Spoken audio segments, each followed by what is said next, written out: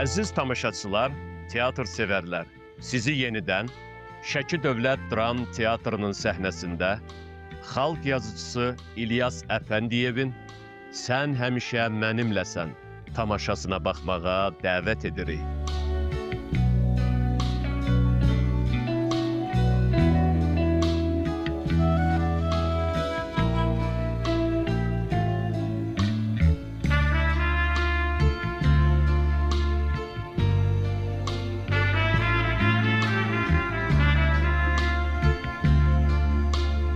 Tamaşa may ayının 3'ü saat 17:00'da nümayiş olunacaq.